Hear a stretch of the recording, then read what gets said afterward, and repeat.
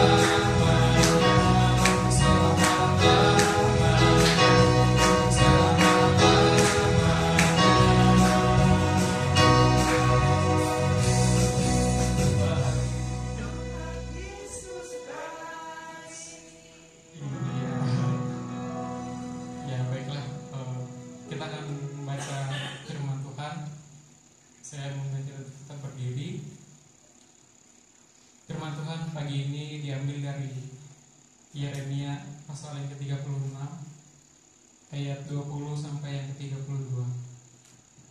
Kita akan baca secara bertahap. Saya ayat yang genap ayat yang 20 sampai kemudian saudara-saudari ayat yang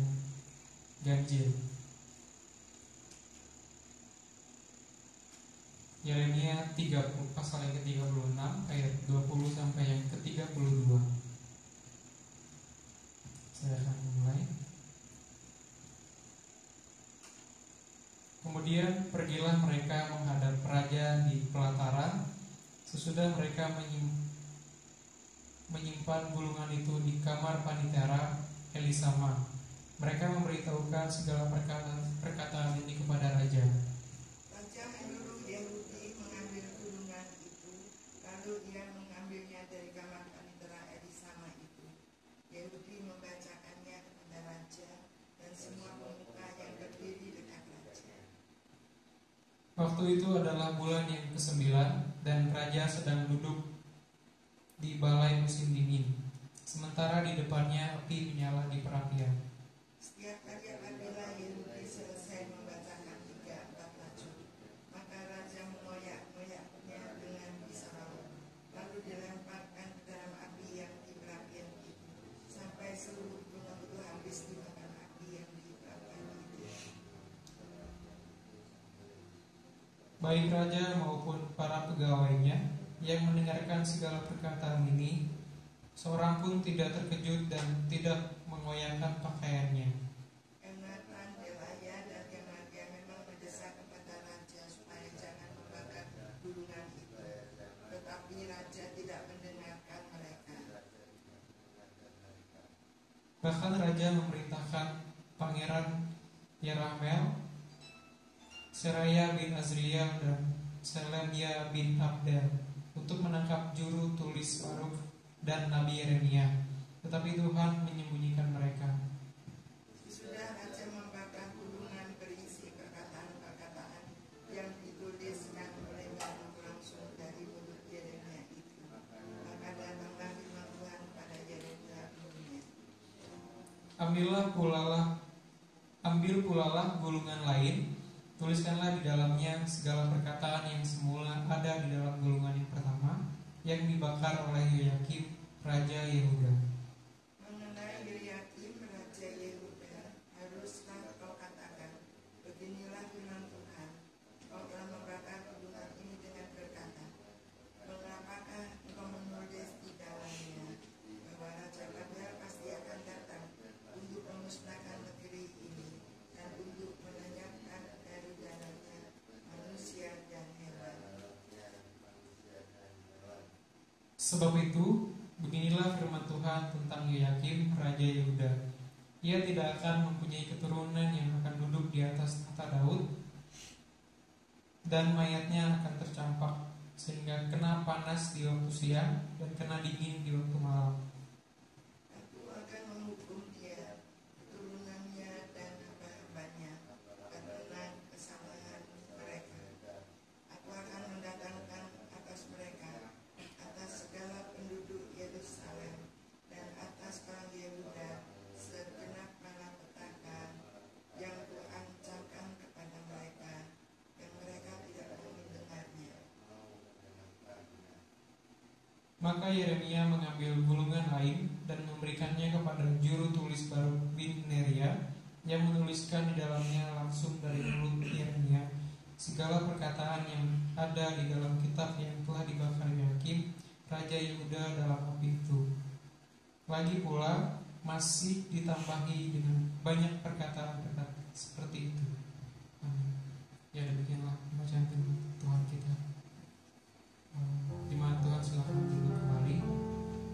Kita mau mempersiapkan hati kita untuk mendengarkan firman Tuhan yang akan disampaikan oleh Pendeta Muda Richard. Kita mau angkat pujian. Ku perlu Kau Tuhan. Kita mau katakan bahwa kita memerlukan Tuhan dalam kehidupan kita. Amin.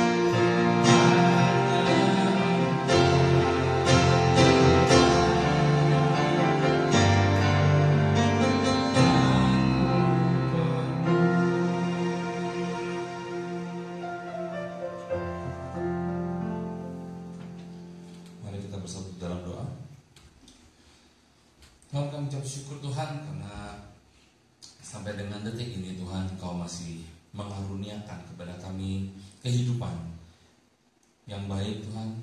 Kami mengucap syukur karena kami masih memiliki tempat untuk tinggal, tempat untuk kami membaringkan tubuh kami Tuhan, tempat di mana kami bisa bercengkrama dengan keluarga kami.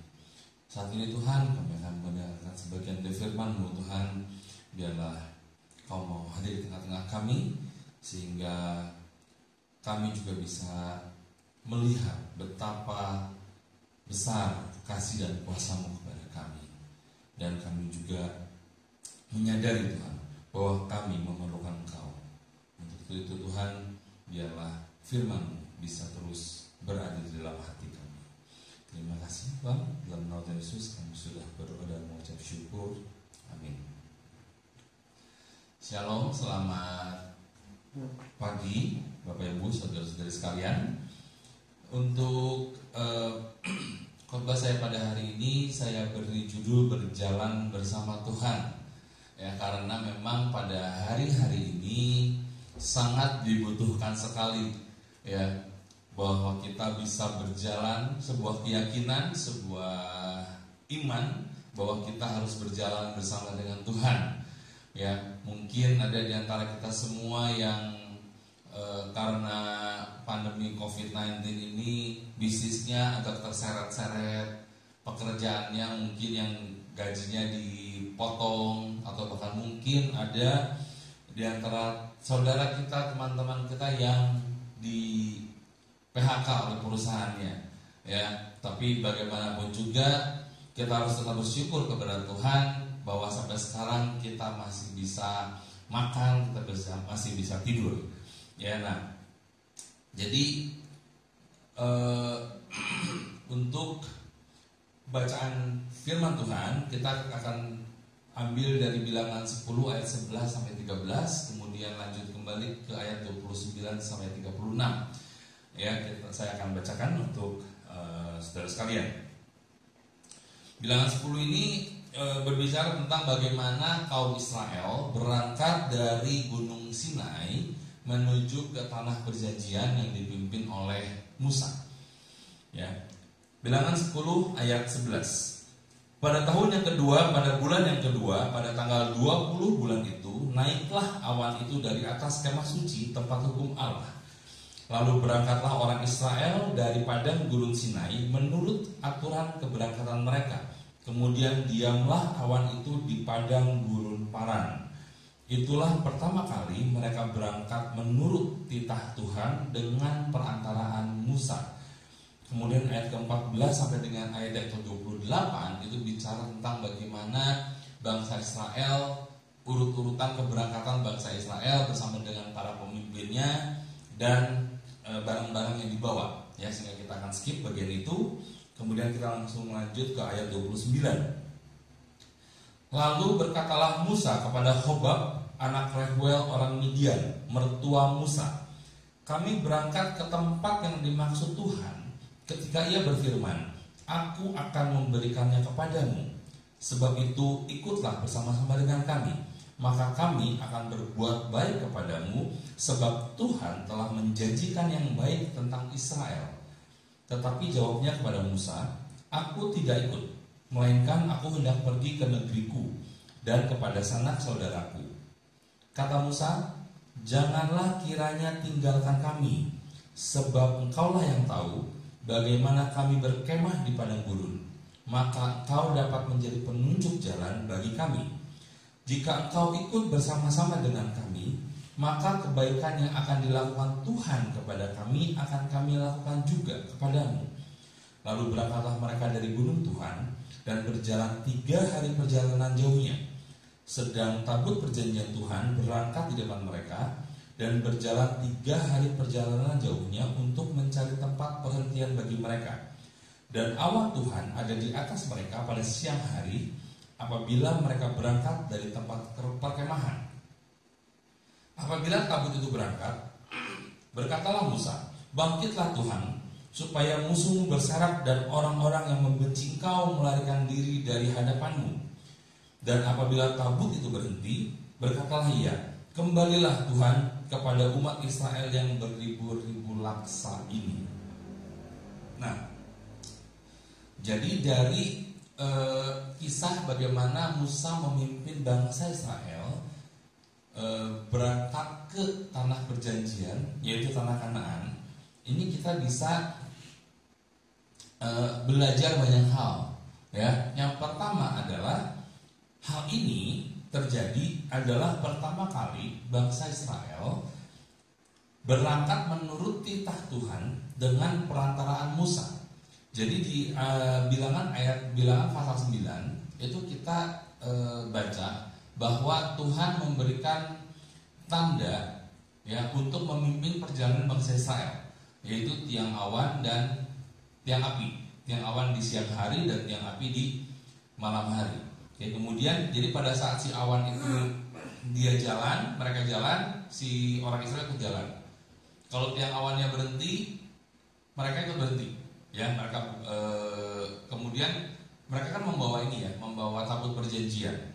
Ya, dan begitu berhenti, tabut perjanjian itu diletakkan di dalam sebuah kemah yang namanya kemah suci.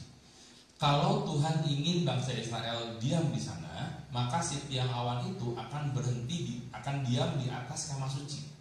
Yang berarti orang Israel harus berkemah. Ya, mereka harus camping di sana, buka tenda dan seterusnya. Nah, kalau si awannya itu pergi, ya, atau pindah dari kemah suci, maka tanda untuk orang Israel buat packing, ya, siap-siap untuk kembali berjalan. Oke. Nah, jadi kita bisa bayangkan ya, orang Israel disuruh pergi, nggak tahu kemana, pokoknya mah jalan aja, ya. Hanya dengan melihat tanda dari awan, begitu loh orang-orang. Ya, saya nggak tahu kalau kita sekarang Bapak Ibu disuruh pergi, ayo kamu pergi deh ke sana, gitu, kemana, gitu ya. Tapi cuman dikasih, kamu lihat aja petunjuk jalan, lurus disuruh lurus, kanan disuruh kanan.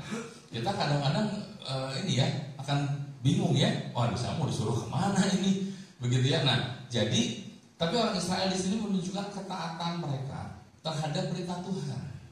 Ya sudahlah, pokoknya Tuhan bilang begitu, ya kita lakukan begitu. Ya, dengan perantaraan Musa. Musa itu adalah pemimpin bangsa Israel. Nah, sementara sekarang pemimpin kita siapa? Ya. Nah, kalau saya berpikir bahwa kita ini masing-masing punya pemimpin di tempat kita masing-masing berada. Ya, mau saya gini, kalau untuk urusan kenegaraan pemimpin kita pasti Bapak Presiden. Ya, jadi Pak Presiden bilang PSBB, diam di rumah, stay at home, ya kita harus lakukan itu. Ya, kalau pimpinan kita di kantor, si bos, ya, berarti si bos bilang A, kita ikuti. Di rumah tangga pimpinan kita siapa? Begitu ya. Nah, jadi kita harus mulai belajar percaya bahwa Tuhan itu memberikan arahan, memberikan direction kepada kita itu melalui pimpinan, melalui petunjuk dari pimpinan kita. Ya, tentu saja nanti kita harus bisa melihat lagi apakah memang pimpinan kita itu adalah orang-orang yang memang takut dengan Tuhan dan taat kepada Tuhan, begitu ya. Nah, kemudian di ayat yang ke-30, ayat yang ke-29 itu ada percakapan antara Musa dengan Hobab. Ya, Hobab itu adalah anak dari mertuanya Musa. Ya, anak dari mertuanya Musa. Ya, anak mertuanya Musa ya, sehingga dia apa ya? Mungkin saudara ipar kali ya. Saudara ipar diajak ikut, yuk ikuti bareng dengan kami menuju ke tanah perjanjian. Kenapa? Karena Tuhan pernah bilang sama saya bahwa Tuhan akan memberikan tanah yang berlimpah madu dan berlimpah susunya. Ya, jadi Musa mau ngajak si iparnya ini yang namanya Hobab ini. Ya, nah Musa bilang apa di sini? Kami akan berbuat baik kepadamu sebab Tuhan sudah menjanjikan yang baik tentang Israel. Kemudian Hobab bilang gini, aku nggak ikut lah, tapi soalnya aku mau pergi nih ke negeri aku, gitu ya, ke tempat sanak saudaraku di sana. Terus kata Musa masih berusaha menahan si Hobab. Ya, ada dua alasan yang diberikan oleh Musa untuk menahan Hobab. Yang pertama adalah Hobab ini diminta untuk menjadi penunjuk jalan, ya, karena mereka tidak tahu kondisi di gurun seperti apa. Kemudian yang kedua, ayat 32, jika engkau ikut bersama-sama dengan kami, maka kebaikan yang akan dilakukan Tuhan kepada kami akan kami lakukan juga kepadamu. Ya, nah di sini kita bisa lihat dua hal. Oke. Yang pertama adalah kenapa Musa minta bantuan Hobab?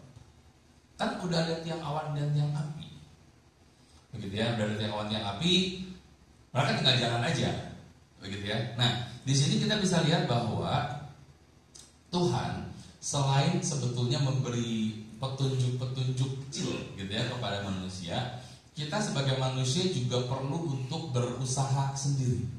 Kita diberikan oleh Tuhan kemampuan untuk berpikir, kemampuan untuk menganalisa sesuatu, itu harus dipakai, ya. Jangan cuman kalau model beberapa saudara seiman kita, gitu ya, yang mungkin agak berbeda sedikit cara pandangnya. Hari ini mau ngapain ya? Buka Alkitab 7, ya. Oh, ini berarti Tuhan mau saya ke sini. Ya, nggak begitu juga. Ya, tapi kita harus belajar untuk berpikir. Nah, pada saat dituntun oleh tiang awan dan tiang api, tinggal ngikutin. Tapi Musa merasa bahwa dia butuh guide, gitu ya. Mungkin untuk tahu, oh di sini ada apa, di sana ada apa, gitu. Ya, barangkali ada sumur di mana untuk mereka bisa ngambil air, ya, atau mungkin tempat yang bagus untuk set perkemahan di mana, ya. Nah, kalau seperti itu. Jadi dari sini saya bisa lihat bahwa kita harus ikut perintah Tuhan, ya, tapi kita tidak boleh ikut dengan membabi buta, ya. Kita harus berpikir, kita harus berusaha, ya, untuk bisa mencapai kehendak Tuhan, ya. Kalau enggak, udah sama tidur aja di rumah, ya. Mumpung sekarang lagi ngetren ya rebahan, ya, saya rebahan aja lah, udah. Tuhan yang akan kirimkan mana dan burung puyuh nanti ke rumah saya, ya. Ya silakan aja ya rebahan sampai kapan, gitu ya, sambil menunggu yang tidak akan datang. Jadi kemudian yang kedua adalah Musa menjanjikan akan berbuat baik kepada orang karena Tuhan sudah berbuat baik, sudah berjanji untuk berbuat baik kepada umat Israel. Di sini kita bicara tentang sharing, kesaksian hidup. Ya, pertanyaan yang besar adalah apakah Tuhan sudah berbuat kebaikan untuk orang Israel atau belum pada saat itu? Belum. Tuhan baru berjanji. Ya, Tuhan baru berjanji akan mendatangkan hal-hal yang baik untuk orang Israel, dan Musa percaya. Musa percaya bahwa Tuhan akan memenuhi semua janji-janjinya. Sehingga dia juga bisa berjanji kepada orang lain, Tuhan akan baik sama saya loh nanti, makanya kami juga akan baik sama kamu. Ini bicara ketaatan. Ya, Tuhan, janji Tuhan itu dipegang teguh oleh Musa. Ya, itu sebabnya kenapa Musa itu kalau kita lihat perjalanan hidupnya itu luar biasa sekali, ya, ketaatannya kepada Tuhan. Ya, dan bagaimana dia marah, ya, pada saat umat Israel itu menyembah ilah lain selain menyembah Tuhan. Kenapa Musa begitu marah? Karena dia punya iman, dia punya ketaatan penuh kepada Tuhan. Itu yang harus kita contoh. Ya, bagaimana kita bisa taat kepada Tuhan. Kemudian Musa ini juga bukan orang yang egois, ya. Tuhan sudah janjikan kepada orang Israel segala macam kebaikan. Oke lah, saya mau sharing buat orang lain. Apa yang sudah Tuhan berikan kepada kita salurkan lagi kepada orang lain. Ya, sebetulnya yang paling simpel itu adalah nggak perlu kita turun ke jalan bagi-bagi sembako. Ya, mikirin sembako buat orang lain, sembako buat diri sendiri aja belum cukup, gitu ya. Mikirin sembako buat orang lain. Ya, tapi hal yang paling mudah yang bisa kita lakukan apa? Satu, kita bisa mendoakan orang lain. Ya, misalnya apa? Yang dalam lingkaran terdekat kita aja, misalnya keluarga kita. Ya, kita nggak perlu ngomong-ngomong sama orang lain, sama saudara kita. Lu gue doain ya, nggak perlu. Kita cukup berdoa. Tuhan berikan kepada kita kemampuan untuk bisa bicara kepada Tuhan secara langsung. Itu berkat. Bayangkan dulu orang Israel. Ya, pada zaman Musa ini mereka nggak bisa langsung sembarangan ngomong sama Tuhan, gitu ya. Harus melalui perantaraan para imam, baru bisa ngomong, baru bisa tahu kehendak Tuhan. Kita sekarang sudah dimudahkan, ya, tinggal berdoa, tinggal ngomong, tinggal ngeluh, tinggal nangis sama Tuhan, ya, mudah sekali. Tapi berapa banyak di antara kita yang tidak pernah menggunakan kesempatan itu, ya. Kita bisa berdoa buat orang lain. Atau misalnya apa? Kalau tidak, kita sudah berdoa buat lingkungan terdekat kita, keluarga kita, saudara seiman kita doakan. Yang sedang sakit, ya, koapon misalnya, ya, yang sedang ditimpa kemalangan, yang usahanya susah, ya, dan yang lain-lain. Saya ada beberapa teman saya yang saya bantu di perusahaannya itu, mereka juga ngomong sama saya, aduh sekarang saya mau ini dulu, tutup dulu lah, percuma nggak bisa jualan, nggak ada yang beli gitu, ada yang tekstil, yang baju, apa segala macam, ya. Tapi satu hal yang harus kita tahu bahwa Tuhan itu sudah berikan berkatnya kepada kita, ya. Seberapa pun berkat yang Tuhan berikan kepada kita bagikan lagi untuk orang lain, ya. Kita bisa ingat cerita tentang persembahan janda miskin di Bait Allah. Dia cuma punya 2 keping, dia berikan 2 kepingnya untuk Tuhan. Untuk Tuhan kasih semua, ya. Untuk orang lain kita berikan apa yang bisa kita berikan kepada mereka, ya. Gak perlu berbentuk barang, gak perlu berbentuk uang, ya. Kita bisa berikan doa, kita bisa berikan support, kita bisa berikan dukungan, ya, kepada mereka. Nah, tapi kadang-kadang kita suka bilang gini, aduh saya aja susah hidupnya, ya, saya aja juga setiap hari pusing mikirin cicilan-cicilan, mikirin tagihan-tagihan, aduh saya mau gimana. Berarti kita tidak percaya bahwa Tuhan akan memimpin kehidupan kita, ya. Maksudnya gini, saya pernah dalam kondisi hutang banyak, ya, cicilan di mana-mana. Dulu sempat mobil saya yang kredit juga sempat ditarik dulu, ya. Cuma saya nggak ngomong aja ya ke keluarga, ya, ke musuh saya nggak ngomong, ya, takut jadi pikiran. Waktu itu saya bilang mobil saya dipinjem, ya, tapi ditarik tuh 3 hari, ya, sama bank. Pernah dalam kondisi seperti itu.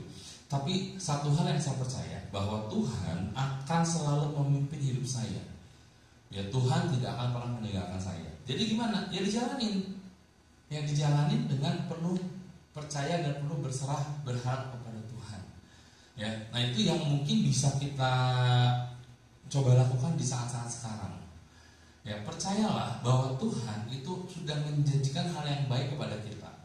Tuhan sudah pernah berfirman bahwa anak-anak Tuhan tidak akan pernah meminta-minta. Itu janji Tuhan yang harus kita pegang.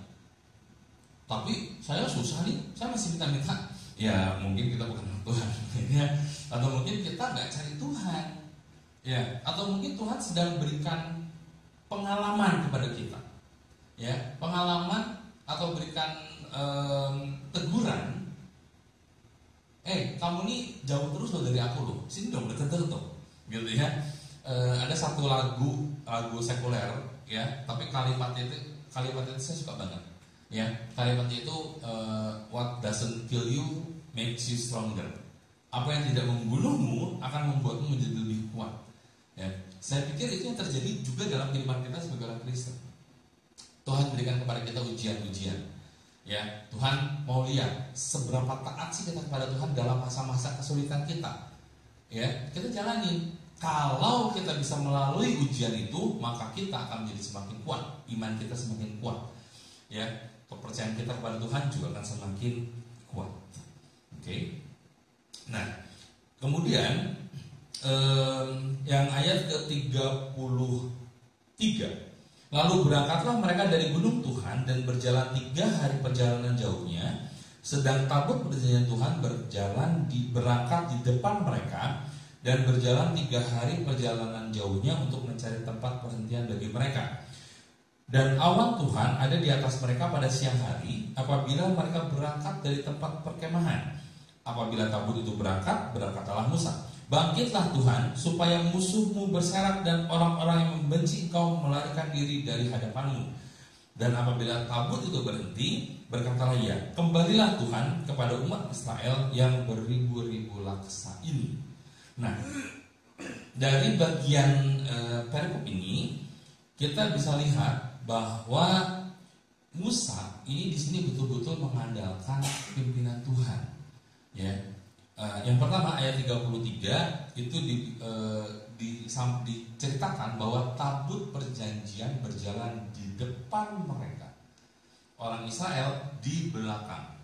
Ya, sementara tanda Tuhan, tiang awan dan tiang api itu ada di atas tabut perjanjian, sehingga orang Israel atau Musa itu mengikuti jalan kemanapun yang Tuhan tunjukkan kepada mereka. Ya, di sini dikatakan perjalanan 3 hari memang banyak interpretasi, ya, karena banyak yang karena setelah bilangan 10 ini di bilangan 11 dan 12 itu bicara tentang bagaimana Musa mulai menyelidiki ke tanah Kanaan. Ya, dan menurut para ahli tidak mungkin dari gunung Sinai atau dataran Sinai ke Kanaan itu 3 hari perjalanan. Ya, sehingga sebetulnya 3 hari ini dibagi-bagi. Jadi hari pertama itu sebetulnya berapa hari, hari kedua itu 7 hari, seminggu dan seterusnya, begitu ya. Tapi kita nggak bahas itu. Nah, yang mau ditekankan di sini adalah bagaimana Musa sebagai seorang pemimpin, Musa pemimpin bangsa Israel satu-satunya, ya. Tapi dia masih butuh pimpinan Tuhan. Ya, kita mungkin sebagai pimpinan, ya, kita mungkin punya posisi sebagai pimpinan. Saya khususnya di kampus itu saya berapa kali saya jadi ketua tim, ketua grup, atau pimpinan, ya, begitu ya. Kemudian saya di luar saya harus kasih direction, arahan kepada orang lain, begitu ya. Saya jadi pimpinan. Ya, tapi jangan biarkan posisi pimpinan itu membuat kita jadi tidak mau dipimpin Tuhan. Gue udah jadi pimpinan, semua orang akan ikut apa yang gue bilang. Takut dipecat semua, ya. Gue bilang A, semua A. Gue bilang B, semua B. Akhirnya akan menjadikan benih kesombongan dalam diri kita. Kita lihat Musa. Ya, Musa jadi pemimpin bangsa Israel yang beribu-ribu laksa jumlahnya, banyak sekali. Ya, udah kayak presidennya lah. Tapi Tuhan tapi Musa masih perlu pimpinan Tuhan, masih mau mengikuti arahan Tuhan. Ya, nggak sendiri. Tuhan si tiang awannya masih jalan terus. Ya, tapi Musa lihat bangsa Israel udah pada capek. Ya udah, tiang awan, Tuhan sebentar ya. Itu yang biasa kita lakukan. Tuhan sebentar aja ya, saya mau istirahat dulu. Anak-anak saya mau istirahat dulu. Orang Israel mau istirahat dulu. Diam dulu dong sebentar. Nah, itu yang biasa kita lakukan. Tapi Musa tidak begitu. Ya, kemanapun Tuhan suruh dia pergi. Oke, nah sekarang kita bilang begini, gampang, kalau zaman dulu mah enak ya, ada tiang awan, ada tiang api. Ya, kita sekarang gimana? Gak ada tiang awan, gak ada tiang api. Kita nggak tahu Tuhan mau suruh kita kemana. Ya bayangin aja ya kalau sekarang ada tiang awan gitu ya. Yang jadi bukan kita ngikutin tiang awan, semua difotoin, masukin di Instagram. Jauh ayah awan nangtung misalnya. Ya, itu yang terjadi zaman sekarang. Ya, nah, jadi gimana kita bisa tahu kehendak Tuhan? Tuhan sudah kasih kita hikmat. Tuhan sudah kasih kita akal budi. Kita bisa lihat perintah Tuhan, kita bisa lihat kehendak Tuhan lewat akal budi kita. Ya, bukan seperti yang tadi ya, yang saya bilang buka Alkitab tunjuk ini kehendak Tuhan, kan seperti itu. Gitu ya. Tapi kita bisa tahu dari dalam diri kita sendiri, kita bisa tahu ini yang Tuhan mau, ini yang Tuhan tidak mau. Ya. Dari mana kita bisa merasakan itu? Kita harus dekat sama Tuhan. Kita harus baca firman setiap hari. Kita harus berdoa sama Tuhan setiap hari, setiap saat, supaya kita bisa tahu Tuhan maunya apa sih dalam kehidupan saya, gitu ya. Dan kalau memang itu yang terbaik yang sudah Tuhan berikan kepada kita, jangan pernah melawan. Oke. Sebenarnya saya ini cukup bersyukur ya bahwa saya ini jadi dosen, ya, ngajar di kampus. Sebetulnya bukan jadi dosennya sih, ya, cuman adalah banyak hal lain yang bisa saya lakukan, ya, karena saya menempuh profesi seperti ini, ya. Tapi Bapak Ibu bisa bayangkan dulu, ya, ini sering saya ceritain deh sama mahasiswa saya, ya. Jadi nilai mahasiswa itu kan range-nya itu kan 0 sampai 4. Yang 4 itu bagus, 0 itu jelek. Nah, ya 0 itu jelek banget ya kalau 0 ya. 0 sampai 4 range-nya. Waktu saya mau jadi dosen, waktu saya ditawarin, tepatnya saya nggak ngelamar ya, saya ditawarin jadi dosen. Itu nilai saya itu dari 4 itu 2,6, 2,7 mungkin nilai saya. Itu jelek banget, 2,7. Sementara teman-teman saya lain yang melamar jadi dosen pada saat itu, mereka nilainya itu 3,5 dari 4 ya, 3,5, 3,6, 3,7. Ya, saya 2,6, tapi ditawarin jadi dosen. Ya, dan di saat yang sama, saya ditawarin sama teman saya waktu itu untuk kerja di Sunbay kalau nggak salah. Ya, Sunbay itu kan perusahaan besar. Dia ngajakin saya, yuk ke Sunbay yuk, lagi butuh pegawai, gue yakin lu pasti diterima. Dia bilang gitu. Saya galau, ya, ke Sunbay atau ke kampus waktu itu. Waktu saya tanya-tanya, gajinya juga sama, gitu ya. Nah, tapi saya berpikir gini, saya yang IPK-nya kecil, yang bodoh gitu waktu kuliah, ya, tapi kok dapat tawaran seperti ini. Saya pikir ini kalau manusia nggak mungkin, karena teman-teman seangkatan saya itu ada 4 atau 5 yang ngelamar bareng sama saya ke kampus, dan mereka nilainya IPK-nya itu semua di atas 3,5. Ya, cuma saya yang di bawah 3, tapi saya ditawarin. Ya, separuh hati saya berpikir bahwa ini nggak mungkin. Gua di kelas malas, nggak pernah dengerin, masa gua mesti ngajarin sesuatu sama mahasiswa, gitu ya. Tapi di sisi lain saya berpikir bahwa apakah mungkin ini kesempatan yang Tuhan berikan kepada saya? Ya, kalau secara manusia saya akan tolak pasti. Ya, tapi setelah saya berpikir ulang, gitu ya, akhirnya saya terima, dan memang Tuhan memberikan kepada saya semuanya dari sana. Ya, saya nggak tahu nih kalau saya jadi ikut teman saya kerja di Sunbay, gimana ceritanya. Teman saya umur 40, 30 sekian lah ya, hampir 40 kemarin aja keluar dari Sunbay. Ya, dia keluar, dia bilang sama saya, gue keluar dari Sunbay, mending usaha sendiri. Bayangin umur 30 sekian keluar untuk bikin usaha sendiri. Kalau saya di Sunbay sama kali ya, nasibnya seperti itu. Ya, nah tapi ya saya bersyukur ya, di kampus saya dapat pengalaman, saya dapat relasi, dapat istri di kampus. Ya, Tuhan sudah berikan semua yang terbaik untuk saya, karena saya mencoba untuk mengikuti apa yang Tuhan mau dalam kehidupan saya. Ya, apakah pada saat itu saya tahu ini jalan Tuhan loh? Enggak. Semua dari kita nggak ada yang tahu. Ya, yang kita bisa lakukan adalah percaya bahwa jalan apapun yang ditunjukkan Tuhan kepada kita harus ikuti. Yang terakhir ayat 35 dan 36. Kalau Tabut berangkat, Musa membangkitkan semangat orang Israel dengan bilang, bangkitlah Tuhan, supaya musuhmu berserak dan orang-orang yang membenci engkau melarikan diri dari hadapanmu. Ya, padang gurun, nggak ada tempat buat sembunyi, nggak ada tempat buat lari. Kalau di tengah jalan mereka ketemu musuh gimana? Ya, ketemu suku lokal bawa senjata, terus mereka ditawan gimana? Sementara orang Israel itu bukan bangsa yang ini ya, bukan bangsa yang semuanya berjuang, gitu ya. Beda sama bangsa Mongolia misalnya begitu. Ya, kebanyakan adalah penduduk. Ya, nah tapi mereka harus berjalan di tengah-tengah gurun. Bahasa Inggrisnya itu adalah wilderness, ya, sebuah keliaran. Ya, padang gurun yang liar yang kita tidak tahu di depan akan ada apa. Ya, atau mungkin ada binatang buas, kita juga tidak tahu. Ya, nah jadi pada saat berangkat Musa minta pimpinan Tuhan. Tolong Tuhan, dalam perjalanan kami di padang gurun, musuh kami, halangan apapun yang menghadang kami, tolong dong disingkirkan. Ya, Musa sebagai pemimpin bangsa yang besar masih minta pimpinan Tuhan. Gimana dengan kita? Pernah nggak kita terus secara konstan, secara konsisten, terus-menerus minta pimpinan Tuhan dalam kehidupan kita? Tuhan, saya tahu perjalanan kehidupan saya di depan ini suram. Misalnya, ya 2 bulan ke depan, 3 bulan ke depan saya nggak tahu mau makan apa. Saya udah ngabisin tabungan saya nih sekarang. Kenapa? Karena saya nggak digaji. Kenapa? Karena saya mau bisnis apapun susah sekarang. Ya,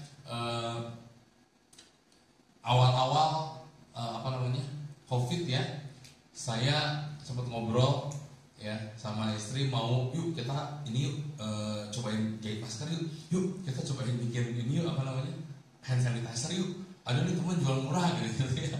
Saya sempat pikir seperti itu ya, tapi ternyata 3 hari 4 hari setelah saya berpikir itu ada berita masker banjir ya, semua orang bikin masker kain dan seterusnya ya. Aduh, nggak bisa bisnis itu. Bisnis apa lagi ya?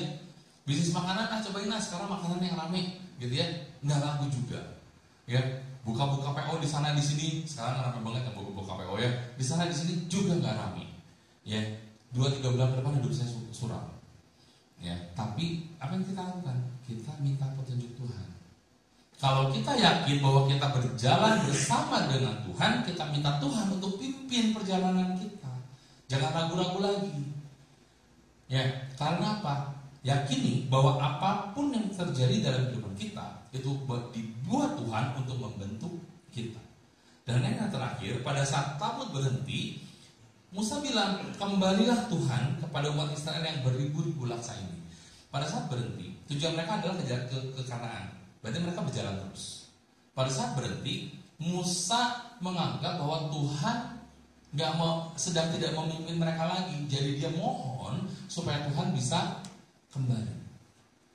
Ya, berapa kali dalam kehidupan kita sering merasa bahwa Tuhan itu tidak ada dalam kehidupan kita. Tuhan kok lari, Tuhan kok hilang, ya.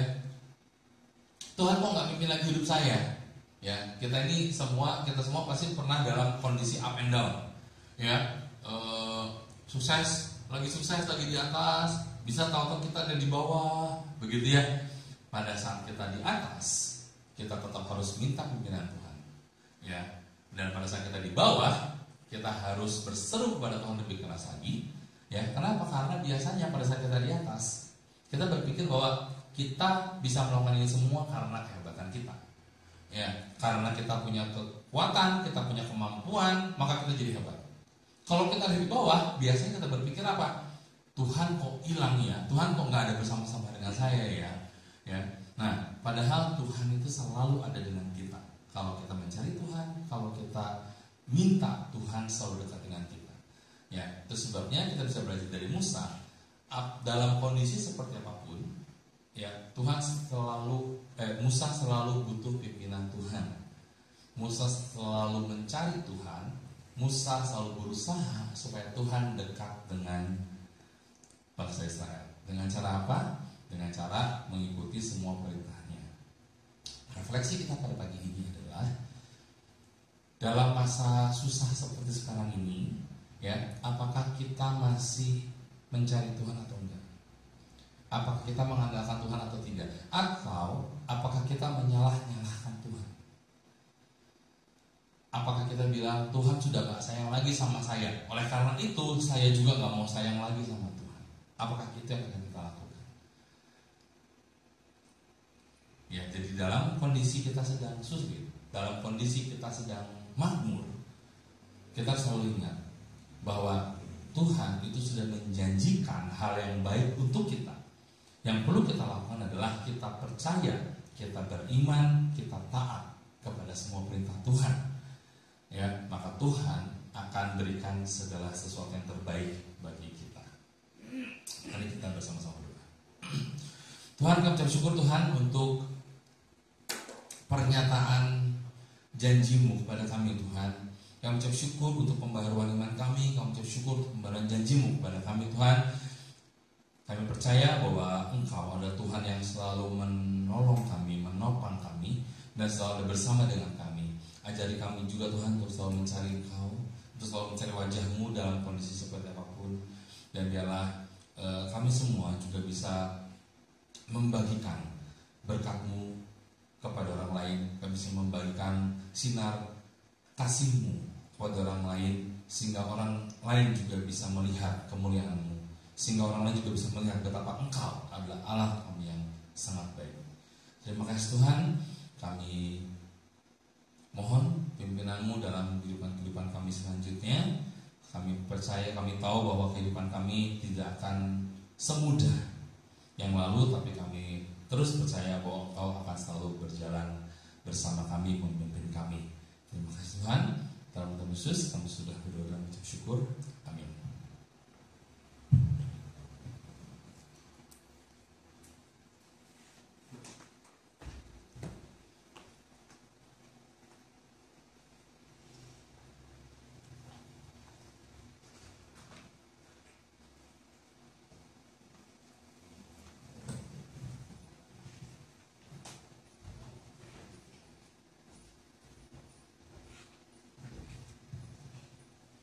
Terima kasih Tuhan yang sangat memberkati kita semua. Ya, kita akan melanjutkan ibadah kita. Kita akan mengumpulkan persembahan.